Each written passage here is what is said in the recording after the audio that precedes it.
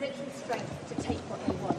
Well, that's your language, not mine. Certainly not a betrayal. As I said to our allies yesterday, we recognize the incredible commitment that has been made over many years.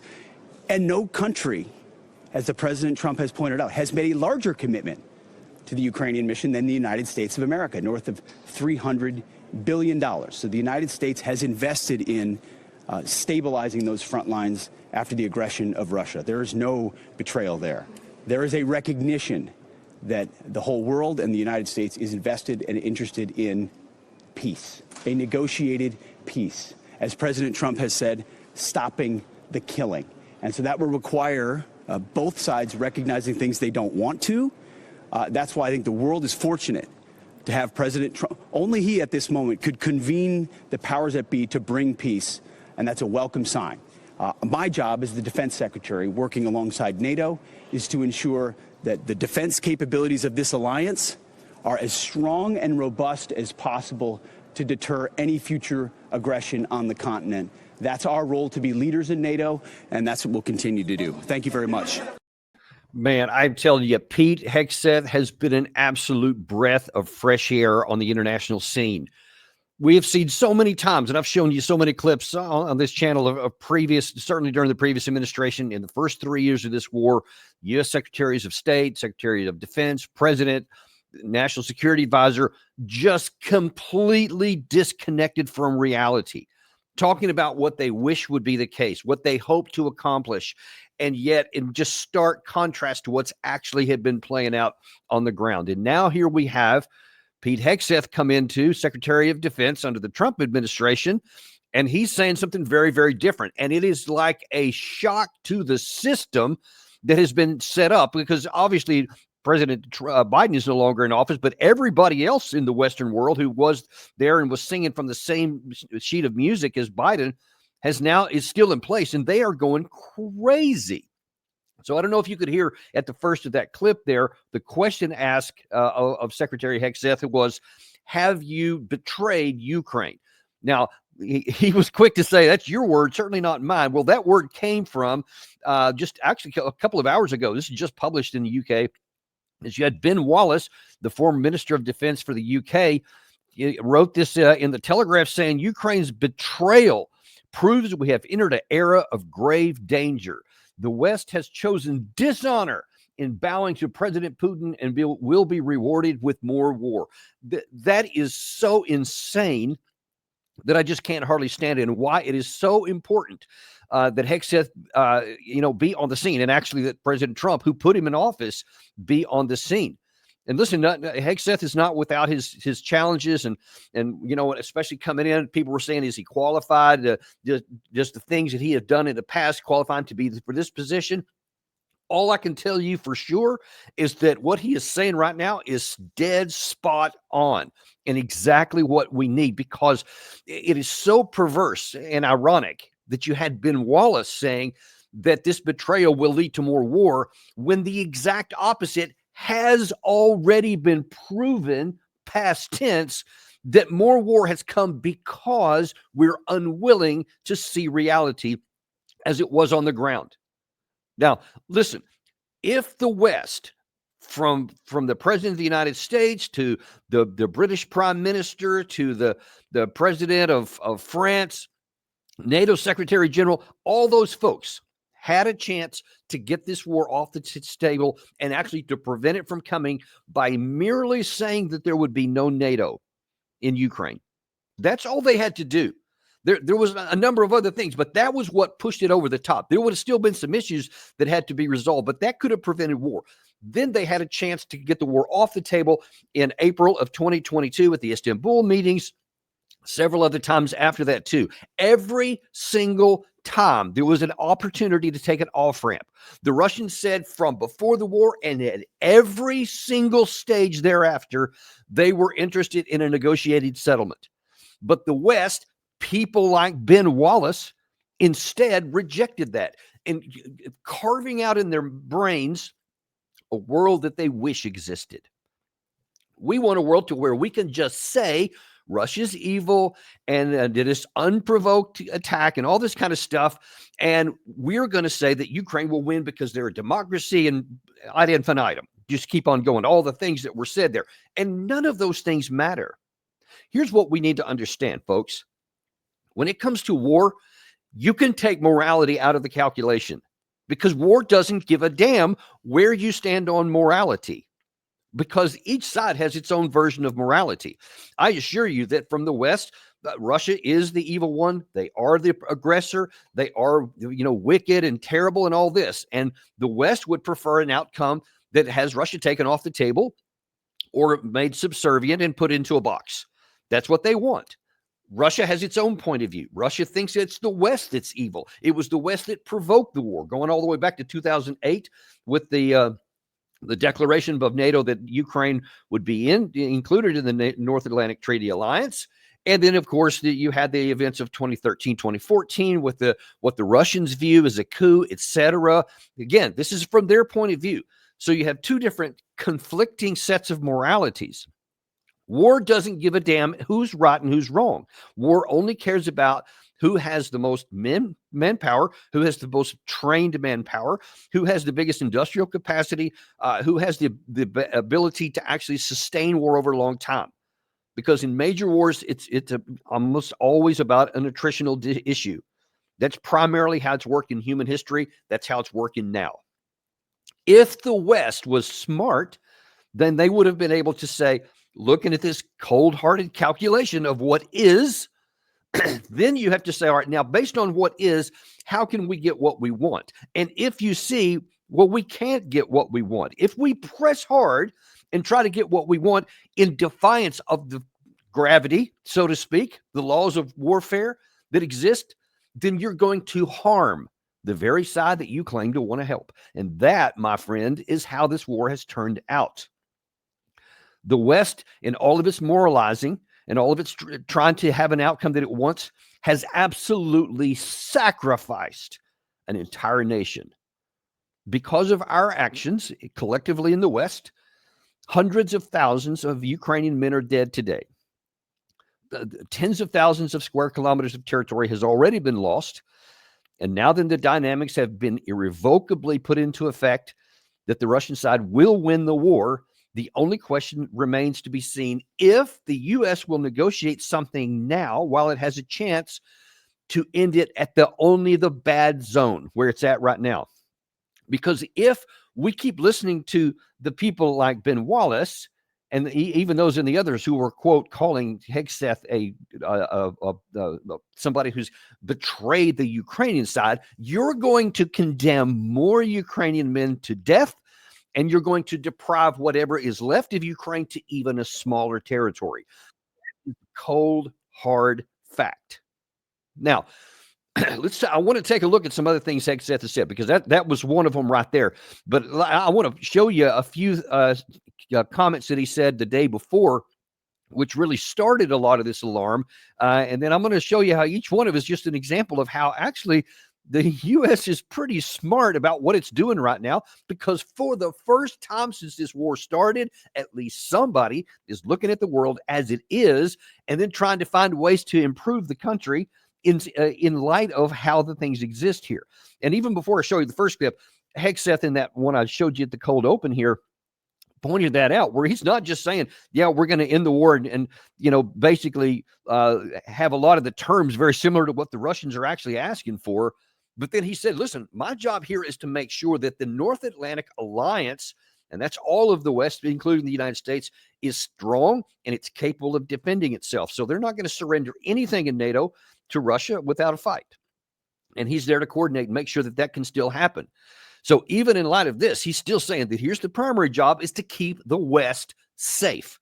And if we follow this track, then we have a pretty decent chance to actually get there.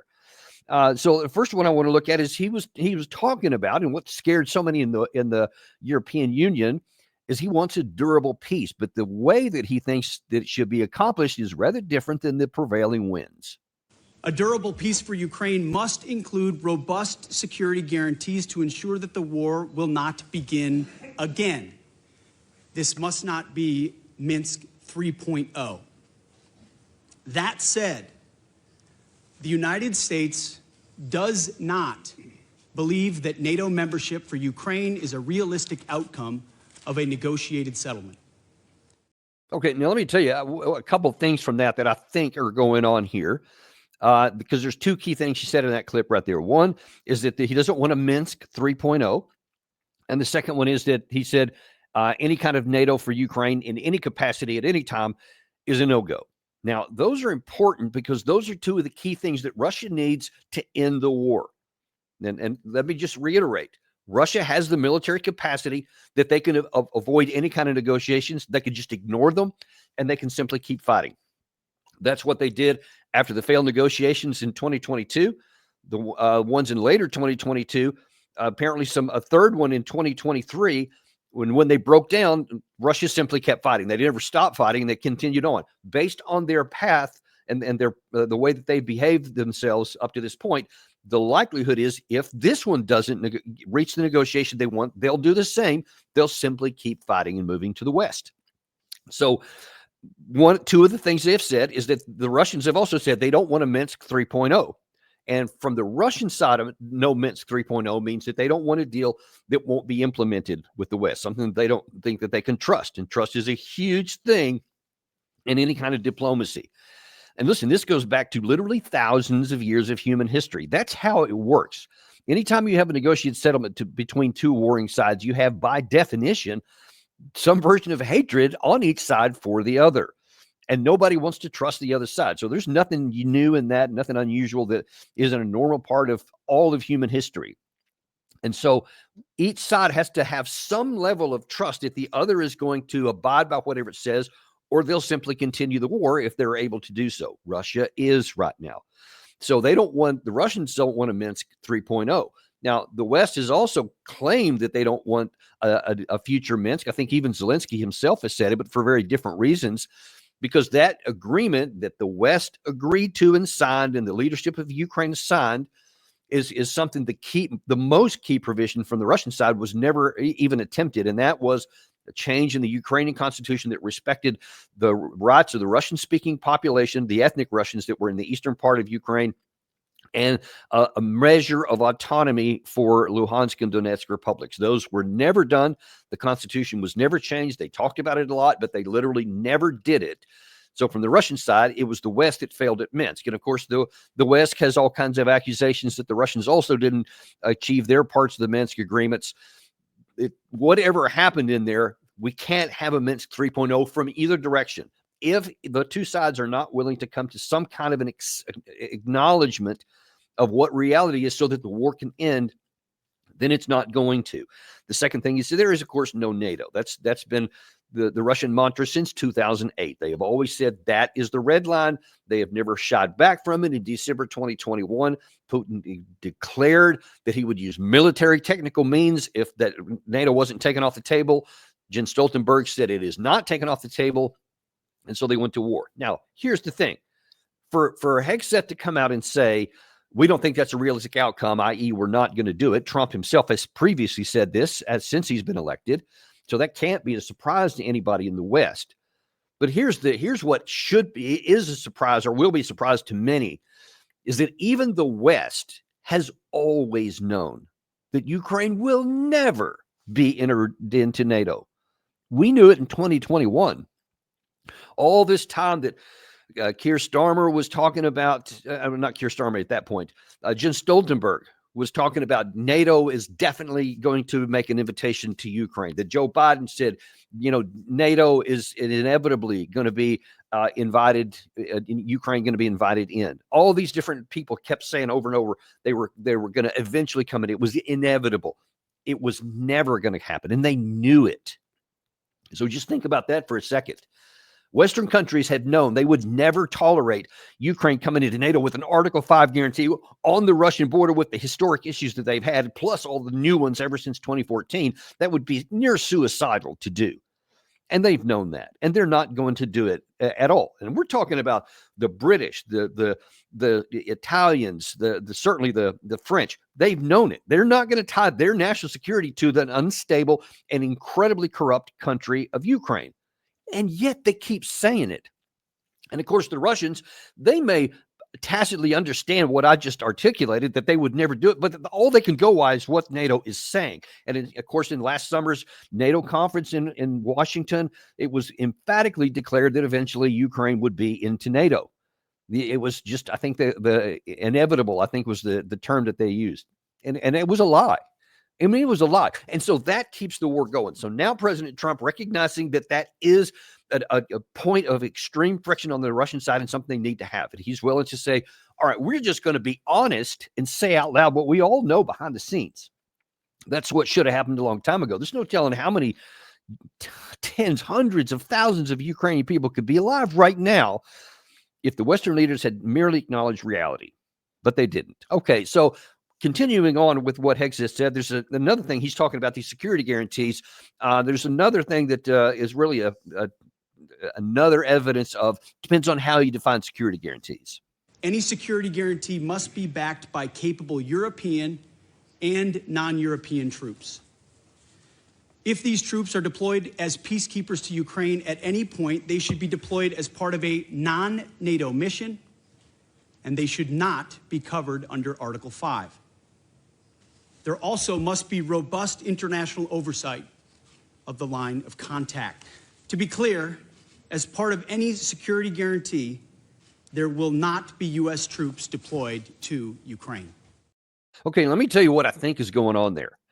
Hegseth said if there's going to be, international peacekeepers to monitor this ceasefire, it's got to be non-NATO. There's not going to be any Article 5, and none of them are going to be American. But hey, if you Europeans want to, go do it, have at it. What I think he's saying there is because unlike the previous one where no Minsk 3.0 and no NATO, this one is an issue about international peacekeepers that Russia has also said is non-negotiable. They said absolutely not. We won't even tolerate that. What I think that Hegseth may be setting up here is to tell very clearly all the European NATOs, you want to have a peacekeeping force? Have at it. You won't be doing it with an Article 5 guarantee, i.e., if you get into a fight with Russia, if the peace breaks down and your troops come under fire, don't call Article 5 because we're not going to answer the phone.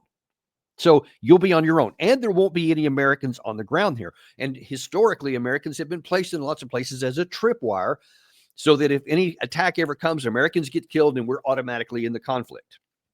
So now let me just ask you, how realistic, how enthusiastic do you think the European Union is going to be? French troops, German troops, Italian troops, Hungarian troops. How excited do you think any of those folks are going to be to go into an area where they're just right across a line from Russian troops, and the knowledge that if something happens and they end up attacking, or that fire breaks out and they end up shooting each other, that no Uncle Sam is going to be over their shoulder?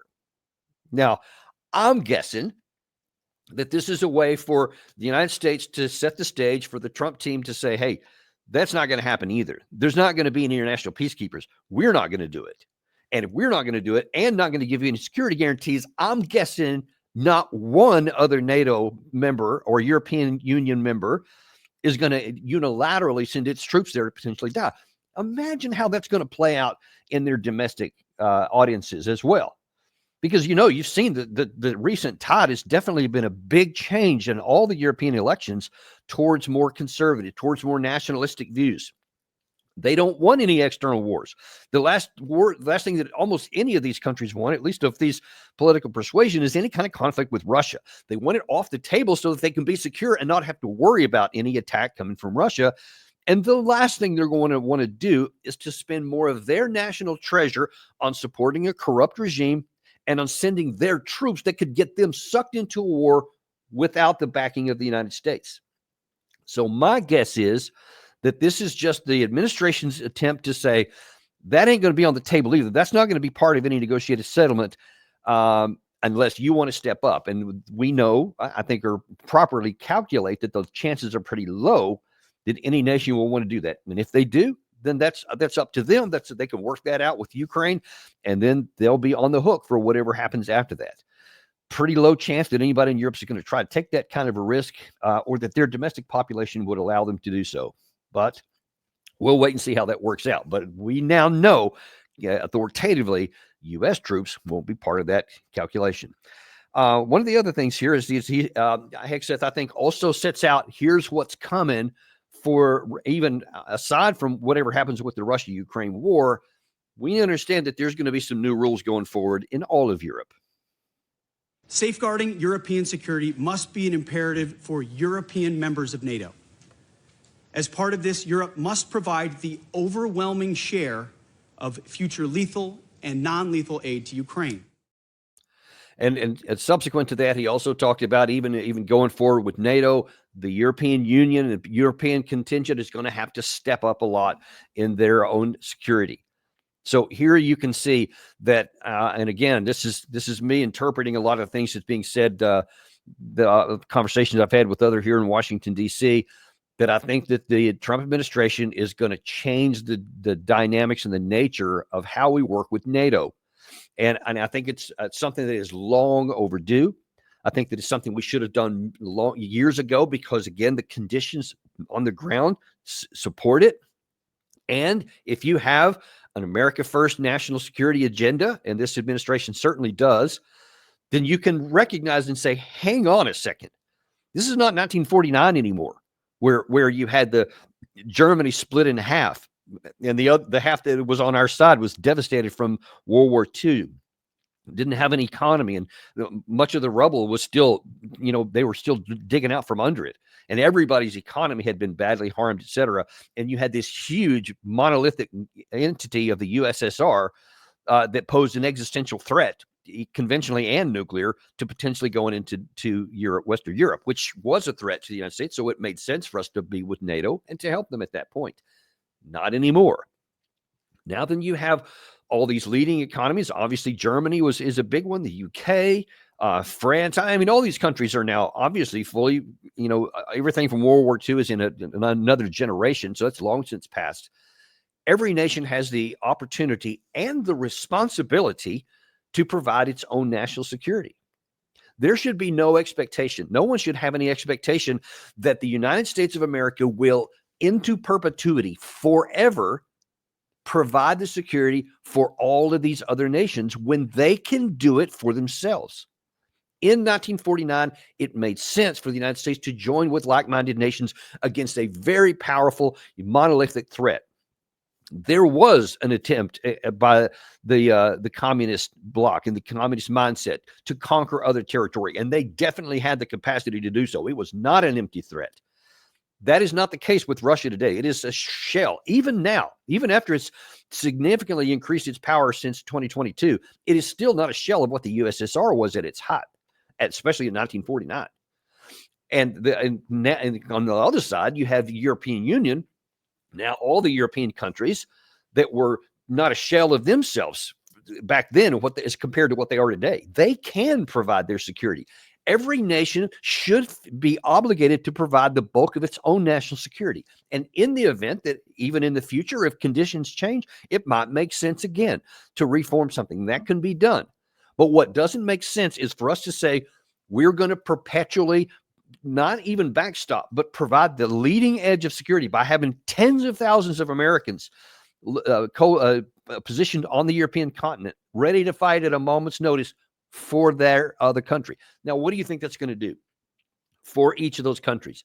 Do you think they're going to have an incentive to say, hey, I want to have enough formations and a well-trained force and enough defense capacity to provide for the security of my own country?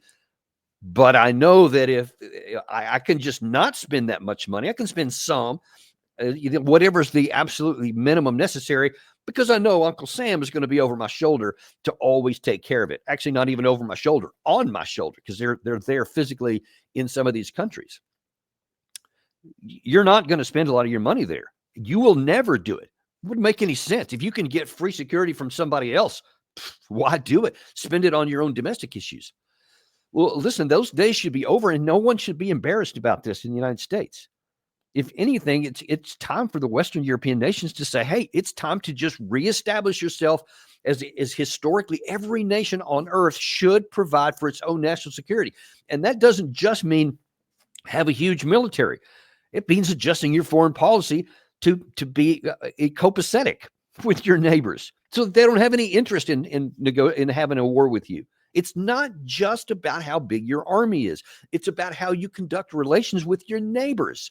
So there are so many more ways to ensure your security guarantees for the future than just how big your military is. And I think that the Trump administration is getting ready to say, all right, going forward, even after this issue with the Russia-Ukraine war has been resolved, to say now I think it's time for the United States to take a backstop to what the European Union is doing, not to withdraw, not to end NATO, but to take a back seat and to say, hey, we'll support you in the event that an unexpected war does come out. Even if I think that the chances are very low or would be low, things always happen.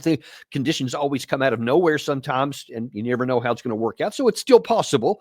And so let's have a capacity to do that. You see Secretary Hegseth is there right now to do those very things, to work issues with coordination with NATO to make sure that the alliance is still strong. We can do that going forward. But I think that they're signaling, the administration is, that everybody in Europe needs to understand we're going to start taking a behind-the-scenes deal. We're going to be the guy that's behind you if something happens. We're no longer going to be at the tip of the spear forever. It's long overdue, and I think that that's what we're going to find out is going to be the case. Now, the last thing I want to talk about here is just to show you, and I'm just going to show you a couple of things here, but I mentioned at the top that, Ben Wallace, the former British Secretary of Defense, Minister of Defense, has just shown that they don't understand how anything is working. This is why he is making this comment that, what Hegseth is doing is a betrayal, as opposed to what it really is on the ground is a recognition of actual reality. And the West has been so disconnected from reality that many people just don't seem to acknowledge or recognize ground truth reality. And this has been going on for a long time. Here is one of the worst examples, other than Joe Biden at the beginning. Here's Boris Johnson in May of 2022. So just a few months into the war, and he makes this really emotional plea by Boris Johnson is going to be on a television screen in the Ukrainian parliament building, and he's addressing their legislators. And in this moment of uncertainty, of continuing fear and doubt about the future, I have one message for you today. Ukraine will win.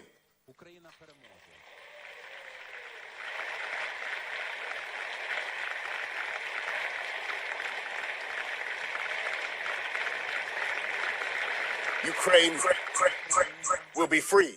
You have exploded the myth of Putin's invincibility, and you've written one of the most glorious chapters in military history and in the life of your country. The so-called irresistible force of Putin's war machine has broken on the immovable object of Ukrainian patriotism and love of country.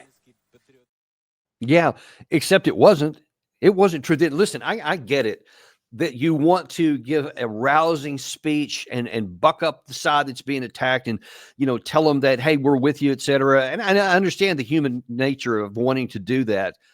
Because for a fact, no matter what actually happened before 2022, Russia did invade. They did attack, and I've done a show on how there were alternatives for Russia. They didn't have to use force at that time. It's not like they were literally forced into doing it. They calculated it was in their interest to do so, and that's something they're going to have to deal with. But the fact is, they did invade the country, and so Ukraine was losing their people. They were losing their territory, and it's reasonable that you would want to buck up their side. But what's not reasonable is to ignore the reality and to fill their heads with all these claims about things that could become, and that you're going to be free and you're going to win and all this kind of stuff.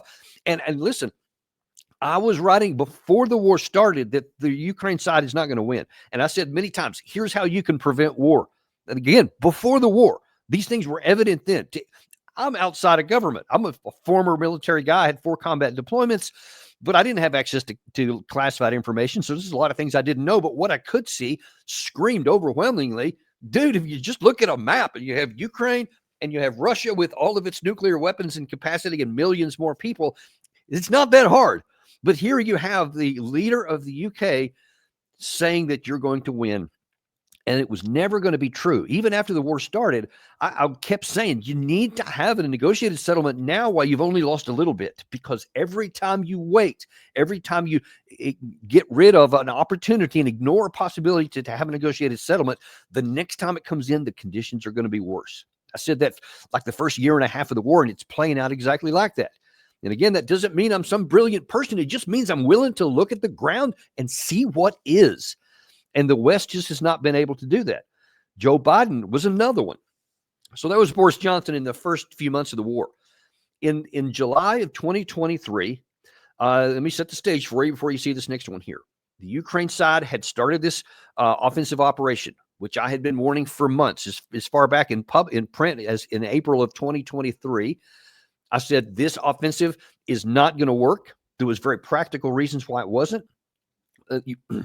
We could see that Russia had built 5 lines of defensive fortifications. There were millions of mines. We knew that Russia had a much stronger air force than the Ukraine side did. We knew that Ukraine didn't have the offensive capacity, had never demonstrated it in the field. They all the 8 years of the Civil War that preceded this one here was in a defensive line of World War I style along the trench lines, et cetera. They didn't have the capacity to do the very complicated mission of breaking through defensive minefields and all of the lines of stuff like that, and to do the complicated combined arms maneuver. They didn't have any experience with it, and they didn't have enough trained men at nearly any level that was required for that kind of difficult operation. But they didn't listen. They ignored it. You had, of course, David Petraeus, who said, yes, it's going to succeed. You had Ben Hodges, who said it's going to succeed. In fact, it's going to go all the way to Crimea by August of 2023. Just some insane things. But that's what people were believing. But then came the June operation, and it absolutely hit a buzzsaw right away. Huge portions of the initial invasion or attack force were just stopped in their tracks at the line of contact. It was terrible. It was a big disaster. And now it's self-evident. So as June gets into July, now it just, you can't even hide it. The Ukraine side barely scratched anything out, didn't even get through the first of these 5 defensive belts. And yet, in July of 2023, you had the President of the United States say this. In Helsinki today, Biden insisted Russian President Putin cannot afford to fight forever. There is no possibility of him winning the war in Ukraine. He's already lost that war. Adding Putin may eventually realize it's not in Russia's interest to continue the fight. My hope is, and my expectation is, you'll see that Ukraine makes significant progress on their offensive, and that it generates a negotiated settlement somewhere along the line. Yikes. I was shocked at the time he said it. And even again, looking back at it today, I just keep thinking, man, you can't be serious. Yeah, surely there were people in your president's daily brief behind the scenes that were telling you it's a train wreck of the first order. Absolutely broke. Everything that we had done, the West combined, for the previous 6 to 9 months, in some cases, of preparation for this had been utterly just crushed in their face. And instead of acknowledging the reality, you had the President of the United States say that Russia can't win. In fact, they've already lost. And there was no support for that. And I cannot believe that he wasn't given intelligence behind the scenes that told him a whole lot more than I could tell him, that would have confirmed what I said. And obviously it played out that way. But that's the kind of level of just disconnection from reality. And that has continued on. And apparently, and I think Gary has a headline to show here of the Ukrainian defense minister, despite everything that President Trump has said since he's been elected, despite everything that Pete Hegseth has said yesterday and today. Gary, if you have that headline. Yeah, we will be a NATO country. What's the date on that? That's today, February 13th. Defense minister stands firm on alliance membership. That's suicidal type of ignorance. Now, one of the things that we're going to talk about this in a show later this afternoon, we're going to have Steve Jeremy back on the show again, a former British Commodore, a terrific analyst there, and also one that sees things as it is. He's going to, talk about the shockwaves that have been created by Trump and Putin's phone call that he's had so far. And one of the things that he's going to talk about there is going to be how it's just hard to understand how people can be so disconnected and what can happen next. And you see, here's another example of it right here. This guy is still saying we will be a NATO country. How is that even possible? And if you can't understand the simplest things, then what Trump, you saw what at the show open here that you saw Hegseth is being accused of betraying Ukraine. Well, you can imagine what Trump is, because you had Zelensky who's saying, hey, it looks like that you're bypassing us and you can't have anything about Ukraine without Ukraine. But if this is Ukraine, what you see on the screen right there, if this is what you guys are saying, despite everything that has been signaled publicly as well as privately, why would we want to negotiate with anybody in Ukraine? Because they can't be rational actors. Folks, there will be no NATO for Ukraine under any circumstances while Donald Trump is in office. And this war can't last another 4 years, so it won't come later either. And it never was going to.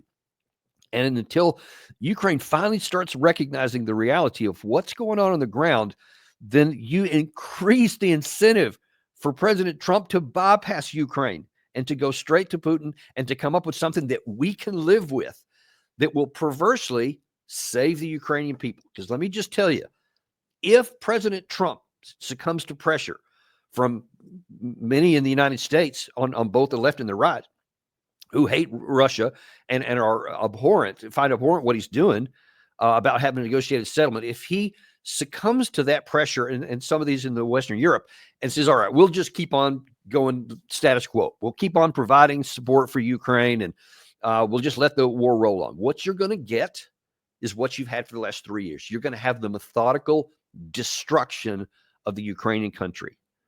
So Pete Hegseth and what he's coming in saying right here has a chance, if President Trump stays firm on his path, to actually be more of a salvation force for what's left of Ukraine. Now, you can't undo the last 3 years and all of the territory that's been lost so far. But if you listen to people like Ben Wallace and some of these others that are, screaming bloody murder, then you're going to sacrifice the rest of the country. I doubt Russia would go past the Dnieper River, but just consider a map. You just look on a map of the current line of contact and just imagine where the Dnieper River is and how many more cities and hundreds of thousands of square kilometers of territory could be lost if the war continues on. And how many more Ukrainian men who are alive right now when we're making this video, how many more will die pointlessly? Because they will. And the Russians are going to move up if we don't have a negotiated settlement. That's just the stark realities here. And finally, somebody's willing to acknowledge. So I'm very pleased at what both President Trump is doing here and what Secretary of Defense Hegseth is doing, because it's the one thing that has a chance to save what's left of Ukraine. We'll see how it works out. There's going to be some important meetings here in the next couple of days, even in Munich, where the Vice President, Secretary of State, I believe now DNI Tulsi Gabbard is going to be there. They're going to be talking with Zelensky, who may actually talk with Vice President, our U.S. Vice President. So we'll see how that works out. And we'll certainly be coming up and telling you what happens as a result of those kinds of things, especially as what's announced. And then also be sure and join us later this afternoon at 1 o'clock, where, like I said, Steve Jeremy's going to come in and we'll pick up on this issue here about the shockwaves and what's been going on in Europe and what that really means. Not going to want to miss that. Steve Jeremy this afternoon at 1 o'clock. And we will see you on that episode of the Daniel Davis Deep Dive. Military strength to take what they want. Well, that's your language, not mine. Certainly not a betrayal. As I said to our allies yesterday, we recognize the incredible commitment that has been made over many years. And no country, as the President Trump has pointed out, has made a larger commitment to the Ukrainian mission than the United States of America, north of $300 billion. So the United States has invested in stabilizing those front lines after the aggression of Russia. There is no betrayal there. There is a recognition that the whole world and the United States is invested and interested in peace, a negotiated peace. As President Trump has said, stopping the killing. And so that will require both sides recognizing things they don't want to. That's why I think the world is fortunate to have President Trump. Only he at this moment could convene the powers that be to bring peace, and that's a welcome sign. My job as the defense secretary, working alongside NATO, is to ensure that the defense capabilities of this alliance are as strong and robust as possible to deter any future aggression on the continent. That's our role, to be leaders in NATO, and that's what we'll continue to do. Thank you very much.